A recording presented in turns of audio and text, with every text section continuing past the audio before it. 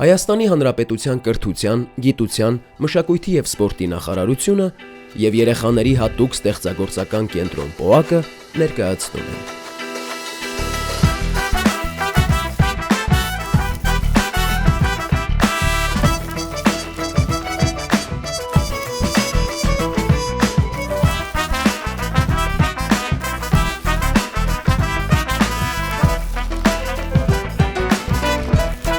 Քո արվեստը դպրոցում։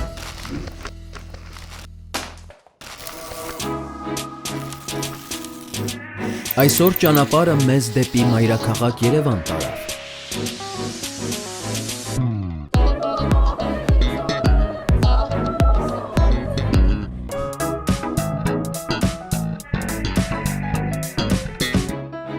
Օրվա հյուրը քամանչահար, դիրիժոր Գարիկ Նազարյանն է։ Գարիկ Նազարյան, քամանչահար, դիրիժոր։ Ծնվել է 1975 թվականին Բաքվում։ 1994-ից 1999 թվականներին սովորել է Երևանի Կոմիտասի անվան պետական կոնսերվատորիայում քամանչա, այնուհետև սիմֆոնիկ դիրիժորություն մասնագիտություններով։ Զինված ուժերում ծառայությունից հետո ղեկավարել է Հայացք մշակութային երիտասարդական կազմակերպությունը։ Հանդիսացել է ազգային պատկերասրահ և վերադարձ դասական երաժշտության միջազգային փառատոների հիմնադիր տնօրենը։ Որպես մշակութային ծրագրերի համակարգող աշխատել է Հայաստանի Հանրապետության մշակույթի նախարարությունում,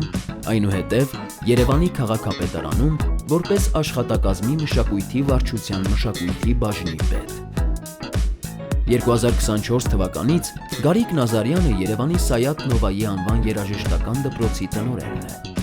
Պարգևատրվել է մշակույթի նախարարության Գրիգոր Նարեկացի և Երևանի քաղաքապետի Էրեբունի Երևան 2800 հուշամեդալներով։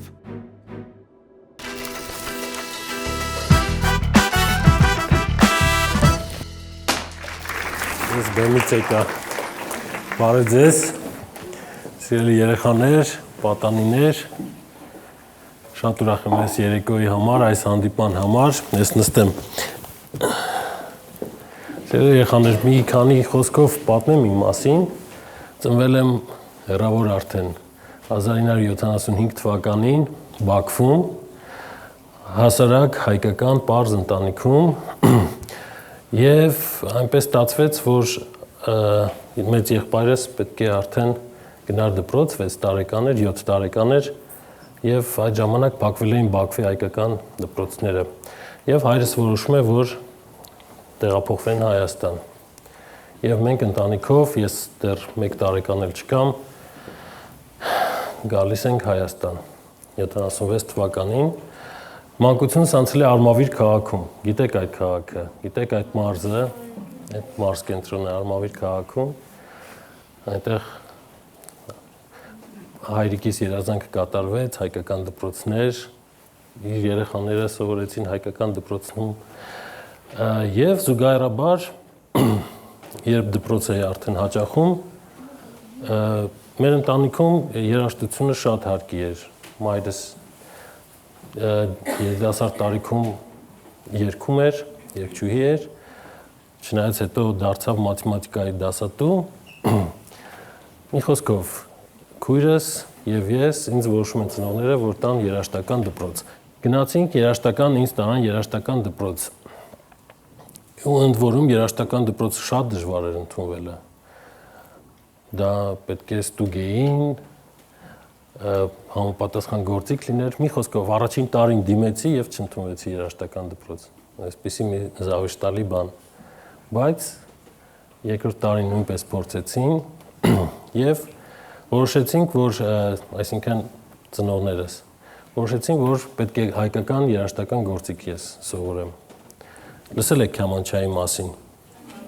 Գիտեք քամանչա երաժշտական գործիքը, որը Սայաթ Նովան, որի անվան երաժշտական դպրոցի երեխաներ այսօր կներկայացնեն ձեզ համերգային կատարումներ, բարձրացրեց շատ բարձր մակարդակի, հայկական ոգի փոխանցեց այդ գործիքին և դրանից հետո արդեն 20-րդ դարի սկզբին մեր մի շարք նվիրալներ կարողացան այդ գործիքը դասական ձևով Հայաստանում ներկայացնել եւ այդ ժառանգությունը մենք մշակութային ժառանգությունը ստացանք։ Եվ սովորեցի Կամանչա, հետո երաժշտական ուսումնարան, հետո կոնսերվատորիա, արդեն Երևան տեղափոխվեցի, Երևանում ուսման տարիներին արդեն այստեղ էի ապրում։ Եվ զուգահեռաբար նաև սկսեցի ուսումնասիրել,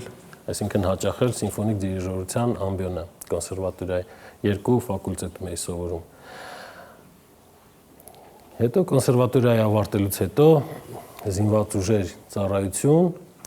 հետո վերադարձ եւ հասարակական մշակութային գործունեություն։ Մենք ստեղծեցինք մի քանի նախագծեր, ցուցահանդեսներ էինք կազմակերպում մեր ընկերների հետ, համերգներ տարբեր, մինչև 2004 թվականին հիմնադրեցինք ազգային պատկերասրահ միջազգային երաժշտական փառատոնը, որը անցկացվում էր ազգային պատկերասրահում 10 տարից ավել այդ փառատոնը գործում էր եւ միջազգային հայտնի դեմքեր էին գալիս Հայաստան։ Հետո վերադարձի փառատոնը, որը նվիրված էր հայ տաղանդավոր երաժիշտներ, ովքեր արտերկիր էին մեկրել եւ այնտեղ էին ապրում, նրանք էին վերադառնում Հայաստան եւ իրենց կատարողական ձեռքբերումներով կիսվում մեր հայ հանդիսատեսի հետ։ Դրանից հետո արդեն աշխատանք մշակույթի նախարարությունում, Երևանի քաղաքապետարանում եւ այժմ Երևանի Սայաթ Նովայի անվան երաժշտական դպրոցում։ Հիմա այսքանը առայժմ, հետո կշարունակենք, բայց այժմ ուզում եմ բեմ հրավիրել մեր Սայաթ Նովայի անվան երաժշտական դպրոցի երեխաներին, առաջին մենակատարին, որը կներկայացնի ֆլեյտա երաժշտական գործիքը։ Վստահ եմ գիտեք, լսել եք, ծանոթ եք այդ գործիքին, եւ ես շատ մեծ հույսեր եմ փայփայում, որ այս համերգը նաև որոշակի ազդեցություն կունենա ձեր հետագա կյանքում, այսինքն ձեր հետագա որոշումների մեջ, որտեղ ձեր տարիքը այնպիսին է, որ կարող եք ընդունվել, հաճախել երաժշտական եւ արվեստի դպրոցներ, դա շատ կարեւոր բան է մարդու մտավոր հոգեվոր զարգացման համար։ Դա համարեք, որ ձեր կյանքում շատ լուրջ փոփոխություն է լինելու։ Այժմ բեմ հրավիրենք մեր ֆլեյտարին Լիլիթ Նազարյանին։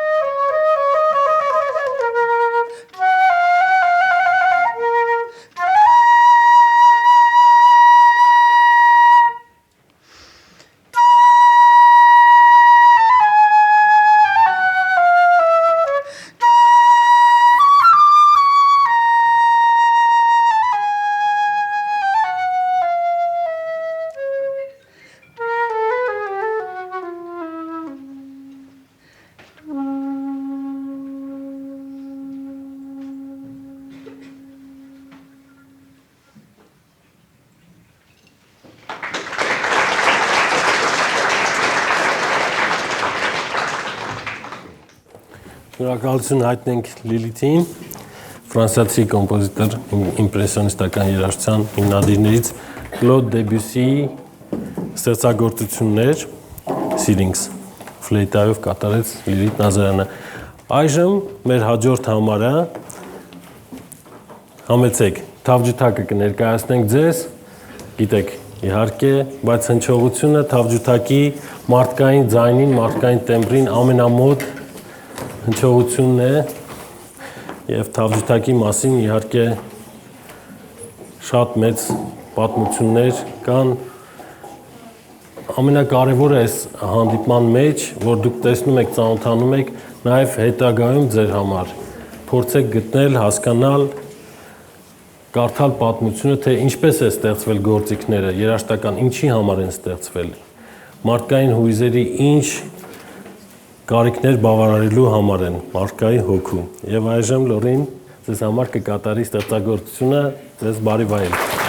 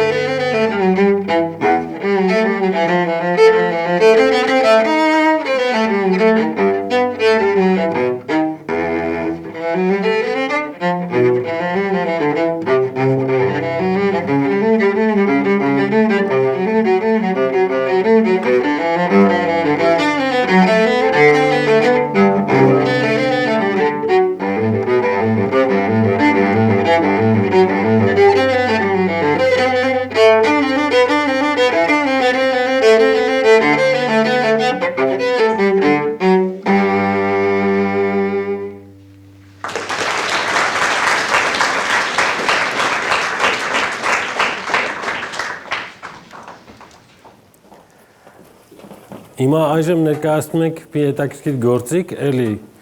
ժամանակին շատ տարածված էր Հայաստանում, բայց այս վերջին տարիներին նույնպես խնդիր կա եւ դուք ինքներդ հիմա կտեսնեք, թե ինչ հաճելի ու հրաշալի ավելի շուտ հնչեղություն ունի այս գործիքը եւ կարեւոր է պահպանել այս գործիքը Հայաստանում։ Համեցեք ակարդեոնահար Մարգարյան Ռազմիկը ծափարենք։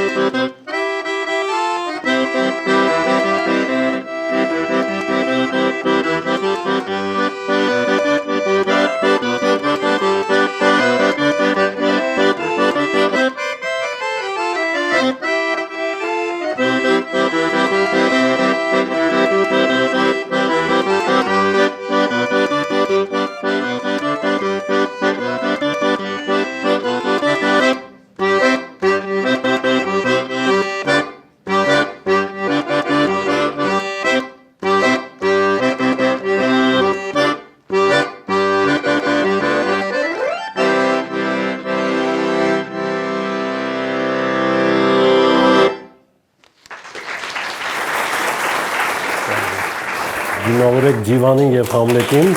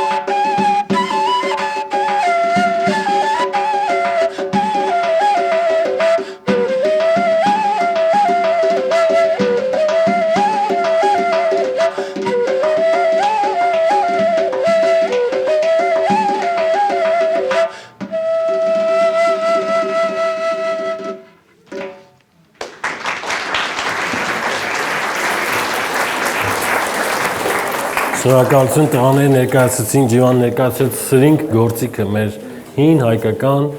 գործիքը, որը եւս այժմ վտանգված է եւ շատ մեծ ջանքեր են պահանջում մեզնից յուրաքանչյուրից, որ մեր մշակութային նյութական հոգեվոր ժառանգությունը կարողանանք մենք պահպանել եւ փոխանցել հետագա սերունդներին, այսինքն ձեզ, դուք էլ ձեր զավակներին։ Այնպես որ այս գործիքները ճանաչեք եւ եթե դուք էլ ձեր ուսումնառության ընթացքում, կյանքի ընթացքում չուզենաք կամ չկարողանաք գոնե ձեր սերունդները պահպանեն մեր դարերով եկած մեր ազգային մշակույթը։ Այժմ հրավիրում ենք մեր համույթի երեխաներին, համեցեք։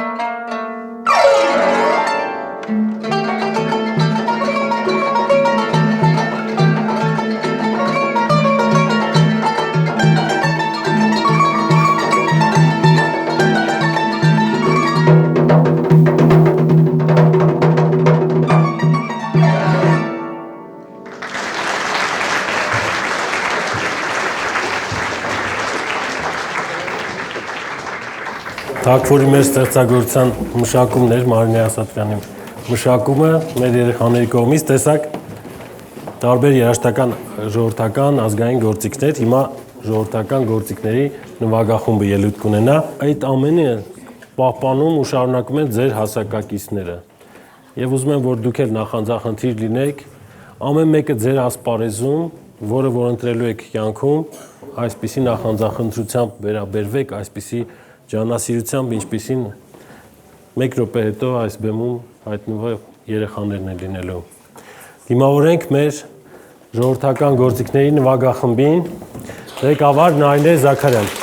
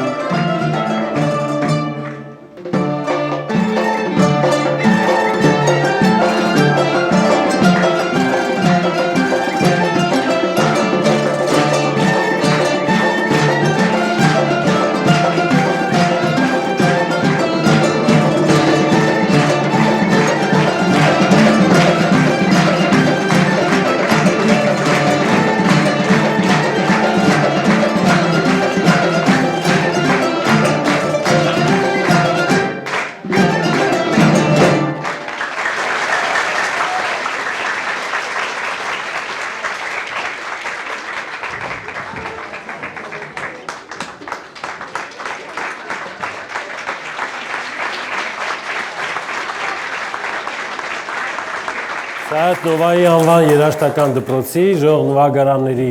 նվագախումբ, գեղարվեստական ղեկավար դիրիժոր Նարինե Զաքարյան։ Ողջունեք, ծափահարեք։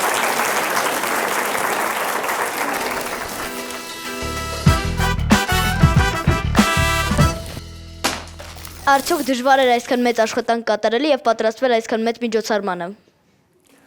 Այսօրվա միջոցառման մասին է խոսքը։ Այո։ Յուրաքանչյուր միջոցառում, մշակութային միջոցառում, մեծ թե փոքր, շատ մեծ պատասխանատու կերպով մոտեցում է պահանջում, որովհետև մենք գործ ունենք մարդկանց հետ, թեկուզ 1 հոգու հետ, թեկուզ 10, ու այս դեպքում հարյուրավոր։ Մշակութային միջոցառումը իրականում նախկին փորձառությունից ելնելով ասեմ, շատ մեծ պատասխանատու, բայց նաև չափազանց հաճելի անձնարություն է, եթե դու կազմակերպում ես։ Շատ հաճելի է, որ դու արդյունքը տեսնում ես վերջում, տեսնում ես այսօրվա նման հիացած դեմքեր, ուրախ ժպիտներ, դա ամեն ինչ արժի։ Արդյոք ուշ է այս տարիքում զբաղվել երաժշտությամբ։ Բացարձակ ուշ չէ, երբեք ուշ չէ, բայց եթե երաժշտական եւ արվեստի դպրոցի մասին է խոսքը, հենց դուք այդ տարիքում եք, որ կարող եք արվեստով զբաղվել, արվեստի նախամասնագիտական արտադպրոցական կրթությունը ստանալ։ Եվ վստահեցնում եմ ձեզ, եւս մեկ անգամ ասեմ, մի քանի անգամ ասում եմ եւ չեմ հոգնի դա կրկնել։ Դա փոխելու է ձեր կյանքը։ Դուք լրիվ ուրիշ հայացքով եք նայելու աշխարհին, լրիվ ուրիշ ընկալումներ են ձեզ մոտ առաջանալու ու հարստացնելու է ձեզ ամբողջ կյանքի համար։ Բացի երաժշտությունից, ել ինչ մասնագիտություն կընտրեիք։ Կընտրեի։ Ես իրականում դպրոցում շատ լավ եմ սովորել եւ հիշում եմ, որ արդեն մասնագիտական կողմնորոշման ժամանակներ դասատուները կտրականապես ասում էին, ոչ, դու պետք է իրավաբան դառնաս, մեկը ասենք, չգիտեմ, քիմիայի դասատուն, դու պետք է լավ բժիշկ կդառնաս, դու գնա այդ ուղղությամբ։ Իրականում, բայց ինձ ավելի շատ հոգերազատ է եղել հումանիտար ուղղվածությունը, այսինքն պատմաբան, հասարակագետ։ Եթե երաժիշտ չլինեի, միգուցե պատմական գիտություններով կզբաղվեի։ Ինձ որպես պարոհի դուր էր եկել վերջին երաժշտությունները, կխնդրեմ ասեք, ոնց կարելի է այդ երաժշտություններն ունկնդրել։ Մեր համերգների ժամանակ YouTube-ում կան մեր երաժշտական դպրոցի տարիներով աշխատանք է իրականացվել։ Իրականում այնպես չի, որ հենց նոր կազմակերպվեց համերգը։ Սա տարիների, տասնամյակների ավանդույթներ է ու աշխատանք է, որ իրականացրել են մեր դասատուները, մեր վաստակաշատ մանկավարժները եւ սոցիալական կայքերում կա, բացի դրանից ձայնագրություններ որակյալ վստահ եմ կլինեն նաեւ հասանելի YouTube-ում այս երաժշտության, բայց շատ ինձ ոգևորեց այստեղ ուրիշ բան, որ դուք պարով եք զբաղվում, պարուհի եք, ուզում եք դառնալ, թե պարզապես զբաղվում եք ձեր զարգացման համար։ Շատ լավ։ Եվ այս երաժշտությունը ձեզ գրավեց։ Շնորհակալ եմ դրա համար։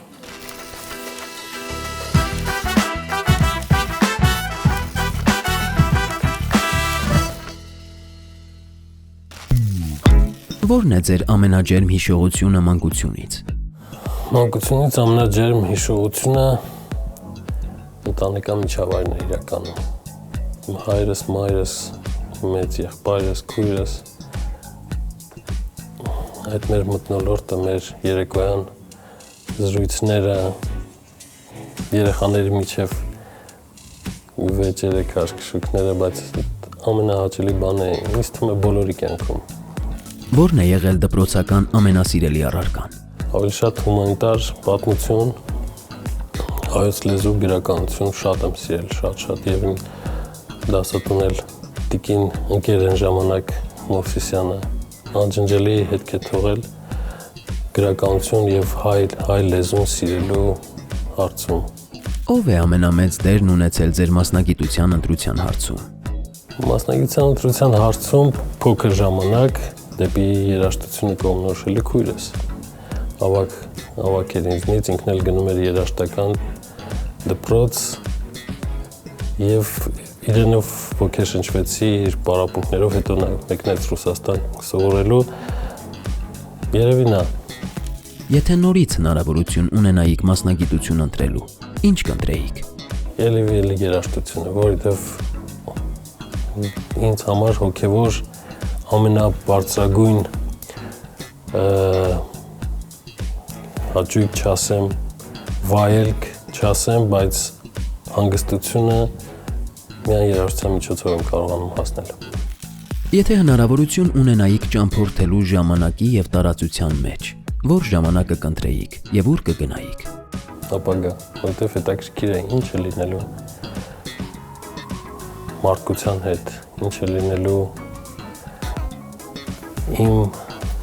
ընկերների, հարազատների, քաղաքի, պետության, արդյոք իմ այսօրվա երազանքը իրականանալու է, որ մենք ապրենք խաղաղ, ծաղկող Հայաստանում։ Մանկության ինչ երազանք եք իրականացրել մեծ տարիքում։ Երևի անգամ էլ ամբիցիոզ չեմ եղել, հավակնոտ չեմ եղել, ոնց որ թե բոլոր երազանքներս մանկության իրականացել են, ուրիշ բան, որ այժմյան երազանքներն են հերթին կանգնած։ Եթե հանդիպեիք ինքներդ ձեզ մանուկ հասակում, ինչ խորհուրդ կտայիք ապագայի համար։ Մնա ինչպիսին կաս, երևի տենց